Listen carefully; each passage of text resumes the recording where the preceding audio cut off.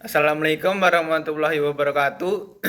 Perkenalkan, nama saya Arianta Rizky Hamdani, NPM 24610115, Prodi Manajemen C, Fakultas Ekonomi dan Bisnis, Universitas Muhammadiyah Metro. Di sini saya akan mengerjakan tugas UTS, rangkuman manajemen keuangan dan analisis keuangan. Yang pertama, manajemen keuangan. Manajemen keuangan merupakan salah satu aspek penting dalam kegiatan bisnis yang berhubungan dengan pengelolaan sumber daya keuangan secara efisien dan efektif. Secara umum, manajemen keuangan dapat diartikan sebagai suatu kegiatan yang mencakup proses perencanaan, penganggaran, pengendalian, dan pengawasan terhadap sumber daya keuangan perusahaan dengan tujuan untuk mencapai kesejahteraan dan keberlanjutan usaha. Menurut sebagai ahli, J.F. Brandley menyatakan bahwa manajemen keuangan adalah bagian dari manajemen bisnis yang mengatur pengeluaran dan pengelolaan dana agar sesuai dengan tujuan perusahaan. Joseph masih menjelaskan bahwa Manajemen keuangan merupakan metode pengelolaan sumber daya yang efektif untuk mencapai efisien dalam kegiatan bisnis.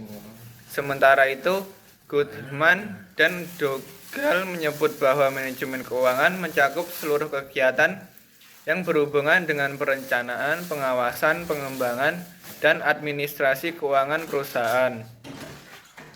Tujuan utama manajemen keuangan antara lain adalah untuk memaksimalkan laba, memastikan ketersediaan dana bagi kegiatan operasional, meningkatkan nilai perusahaan, serta memberikan keuangan yang wajar kepada pemegang saham. Selain itu, manajemen keuangan juga bertujuan untuk menjaga stabilitas arus kas, mengatur investasi secara tepat, dan memastikan bahwa seluruh kegiatan keuangan perusahaan berjalan sesuai dengan prinsip efisien dan akuntabilitas. Fungsi manajemen keuangan mencakup beberapa hal penting, yaitu yang pertama, perencanaan keuangan, 2, pengendalian arus kas, 3, pengelolaan modal kerja, 4, pemanfaatan aset, 5, pengelolaan surplus keuangan, dan 6, manajemen risiko. Prinsip utama dalam manajemen keuangan meliputi konsistensi, akuntabilitas, transparansi, integritas, dan kepatuhan terhadap standar akuntansi yang berlaku. Yang kedua, laporan dan analisis keuangan. Laporan keuangan adalah hasil akhir dari proses akuntansi yang menggambarkan kondisi keuangan suatu perusahaan pada periode tertentu. Laporan keuangan berfungsi sebagai alat komunikasi antara pihak manajemen dengan pihak eksternal seperti investor, kreditur, pemerintah, dan masyarakat yang membutuhkan informasi terkait posisi keuangan serta kinerja perusahaan. Laporan keuangan terdiri atas 3 komponen, yaitu yang pertama, neraca balance sheet yang menunjukkan posisi aset, kewajiban, dan modal pada suatu waktu tertentu. Yang kedua, laporan laba rugi, income treatment, yang menggambarkan pendapat biaya dan laba bersih perusahaan selama periode akuntansi. Yang ketiga, laporan arus kas, cash flow statement, yang menjelaskan sumber serta penggunaan kas dari aktivitas operasional, investasi, dan pendanaan. Analisis laporan keuangan merupakan proses evaluasi yang bertujuan untuk menilai kinerja dan kondisi keuangan perusahaan.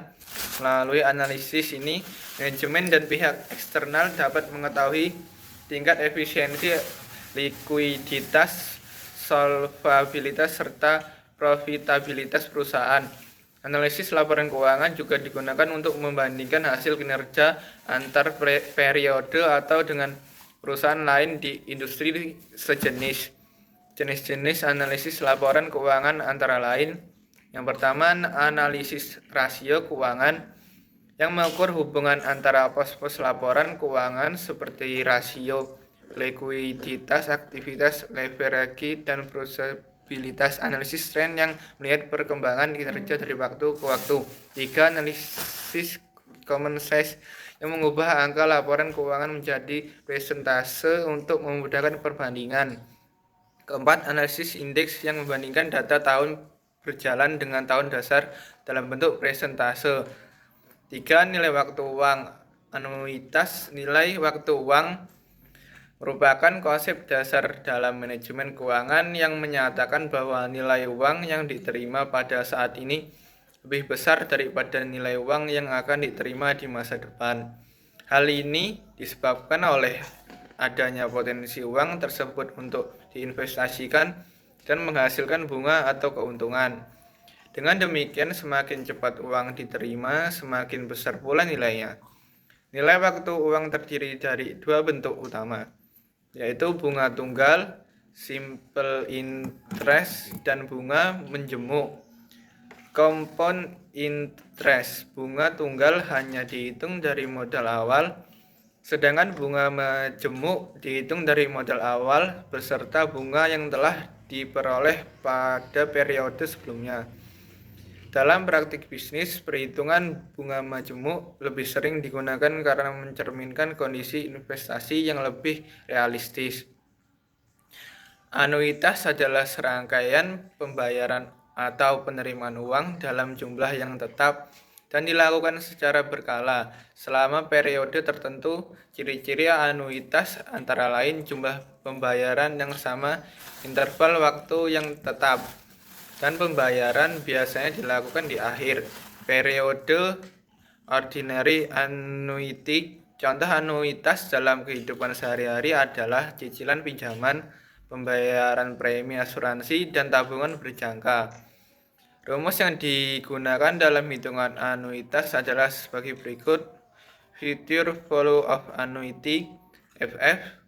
FP sama dengan SN sama dengan A1 2 presentasi melalui PF sama dengan P sama dengan A kali 1. Keterangan A sama dengan jumlah anuitas per periode 1 sama dengan tingkat bunga periode N sama dengan jumlah periode.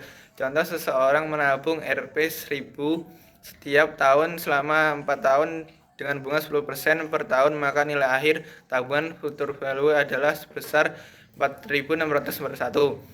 Analisis laporan keuangan dan anuitas kinerja keuangan. Analisis laporan keuangan merupakan alat penting untuk menilai kinerja keuangan perusahaan secara menyeluruh. Melalui analisis ini dapat diketahui tingkat efisiensi penggunaan aset, kemampuan pembayaran kewajiban, dan kemampuan menghasilkan laba. Sementara itu, konsep anuitas digunakan dalam analisis keuangan untuk menghitung nilai sekarang atau nilai masa depan dari arus kas yang diterima atau dibayarkan secara berkala. Beberapa jenis rasio keuangan yang digunakan untuk menganalisis kinerja perusahaan antara lain: yang pertama, rasio likuiditas yang mengukur kemampuan perusahaan membayar kewajiban jangka pendek. Yang kedua, rasio aktivitas yang menilai sejauh perusahaan menggunakan aset secara efisien. Yang ketiga, rasio leverage atau solvabilitas yang mengukur seberapa besar ketergantungan perusahaan terhadap utang. Yang keempat, rasio probabilitas yang menunjukkan kemampuan perusahaan dalam menghasilkan laba dari penjualan dan aset yang dimiliki. Selain rasio keuangan, analisis tren dan analisis indeks juga digunakan untuk menilai perkembangan kinerja perusahaan antar periode. Analisis common size berguna untuk mengetahui proporsi setiap komponen laporan keuangan terhadap total aset atau total penjualan, sehingga mempermudah perbandingan antara perusahaan sejenis.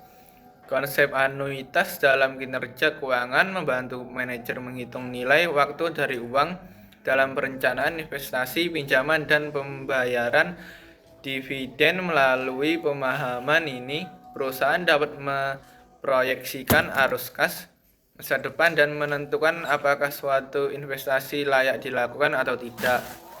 Dengan demikian, analisis laporan keuangan dan anuitas saling melengkapi dalam memberikan gambaran yang lebih akurat mengenai kondisi dan prospek keuangan perusahaan. Kesimpulan, manajemen keuangan tidak hanya berfungsi dalam mengatur dana, tetapi juga dalam mengambil keputusan strategis berhubungan dengan analisis laporan keuangan dan nilai waktu uang. Pemahaman terhadap konsep anuitas dan analisis laporan keuangan memungkinkan manajemen untuk merencanakan kebijakan keuangan yang lebih efisien, meningkatkan profitabilitas, serta menjaga stabilitas perusahaan dalam jangka panjang.